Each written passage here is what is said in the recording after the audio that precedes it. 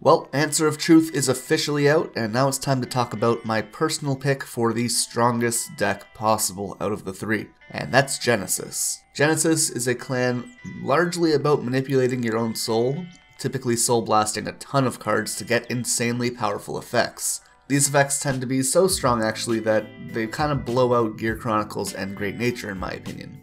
But we'll get to those in a minute. We'll start off with the grade 1s, and unfortunately we have the worst grade 1 in the set first, and that is Administrator of Hope Pandora. This is the perfect guard, and it's trash. Just don't run the grade 1 perfect guards, we've been over this.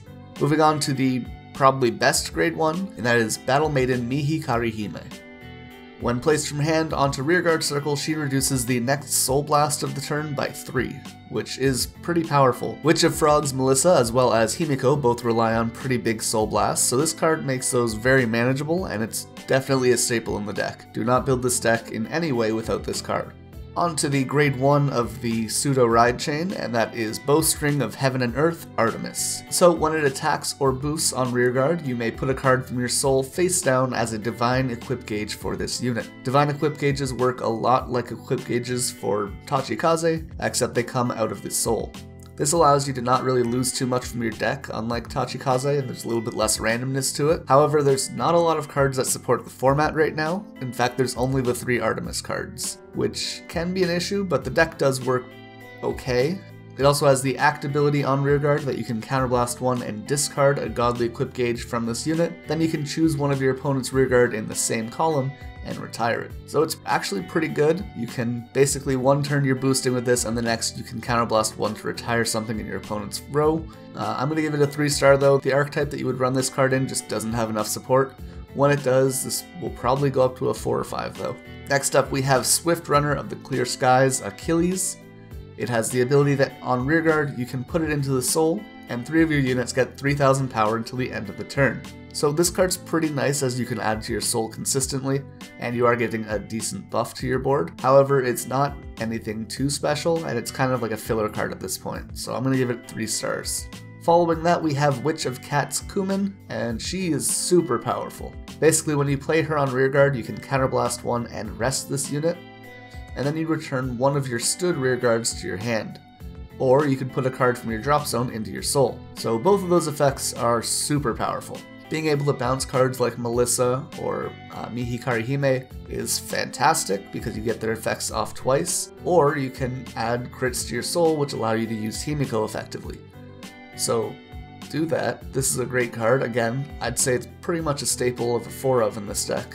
On to my personal favorite card of the clan, and that is Witch of Frogs Melissa. She has the rearguard ability that when placed from hand you can Soul Blast 3, and your opponent looks at the same number of cards from the top of their deck as the number of rearguards they have. They then have to call them over rearguard circles with a unit and shuffle the deck. Your opponent's abilities cannot be activated due to this call. So for example, let's say you're playing an Excel clan, Pale Moon, which is pretty popular, and they have 5 or we'll say 6 cards with the Excel circle. You drop Melissa, Soul Blast 3, and then you can force your opponent to look at the top 6 cards of their deck and call them over to their cards, which means A, they're losing their rearguards that they've developed and getting a random field, and B, you've just essentially milled them for 6 cards.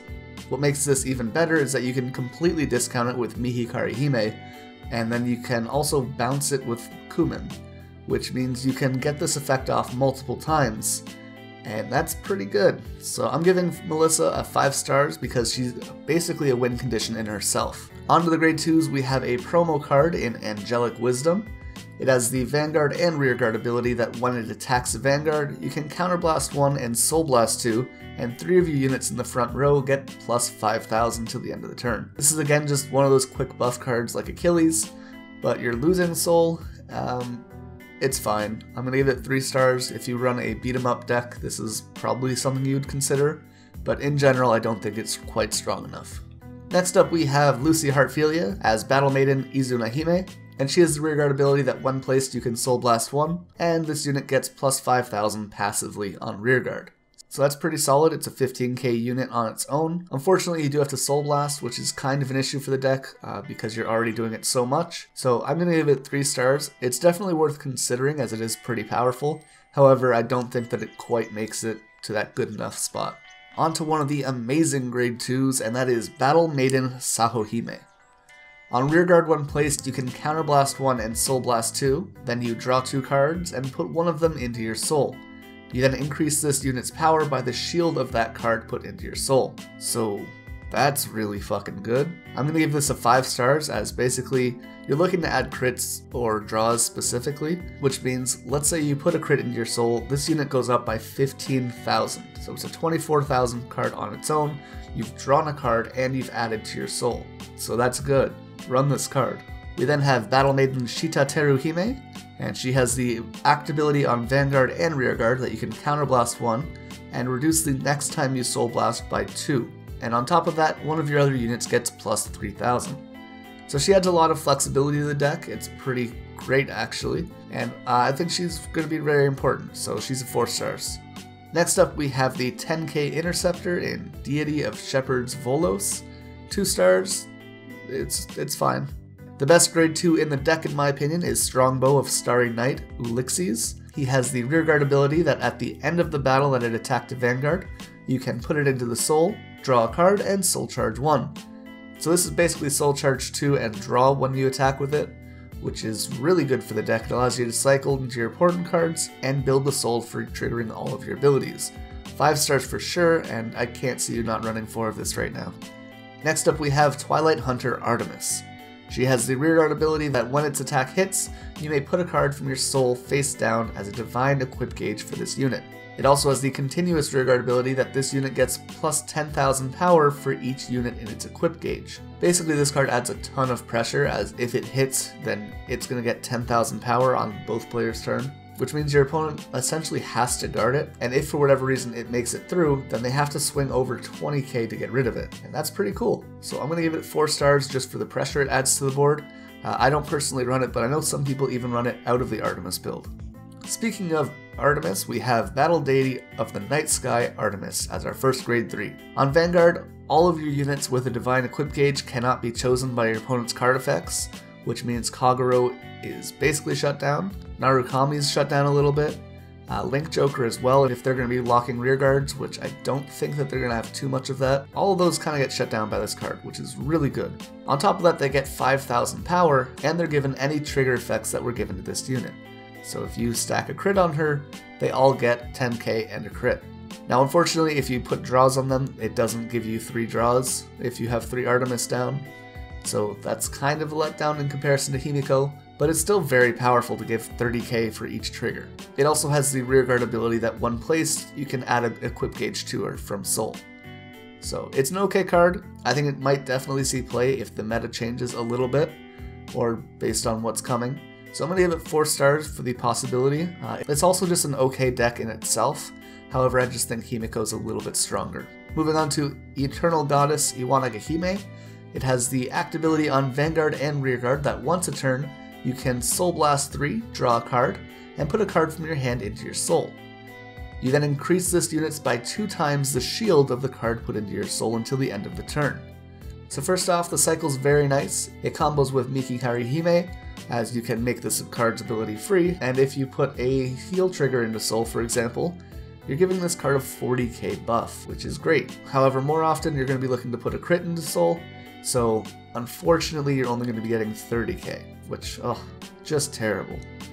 Overall, I'm going to give this card a 4 stars. It's pretty powerful, adds a lot of pressure to the board, and it's kind of your backup grade 3 as it does have the force marker as well, and the other option just doesn't. Speaking of the other option, we have Goddess of the Milky Way PLEIONE. This card. When placed on Vanguard or Rearguard, you can look at 3 cards from the top of your deck and put one of them into your soul. You can then rearrange the top 2 in any order you want. So it's kind of like an OTT card in that way. It's important to note this does not have a force marker, but it is very strong in itself. Because you have so much force draw in this deck, or soul charging, you can kind of manipulate this even further by putting an important card into soul, a filler card that you want to draw on top, and then the crit underneath, or the other trigger underneath, because you can often draw that card and hopefully you get another trigger after that second one. So it's very good, it's super powerful for utility, and I'm going to give it 4 stars. It would probably be a 5 if it had a force marker, but you know, can't have everything. Finally, we have Oracle Queen Himiko. This has the ability that once per turn on Vanguard, you can Soul Blast 5 and put a crit or draw trigger from your soul on the bottom of your deck. And that trigger effect activates once for each grade of your opponent's Vanguard. So if you're playing against a grade 3 for example, you add 3 crit triggers or 3 draw triggers to your field, meaning you're either getting 3 crits on the field or adding 3 cards to your hand. And I hear that's pretty good.